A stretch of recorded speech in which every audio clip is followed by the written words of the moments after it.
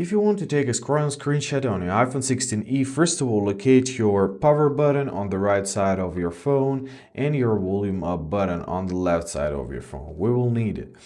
Great, now let's open up our Safari, or basically anything which has like this long structure. Great, now let's hold those two buttons together.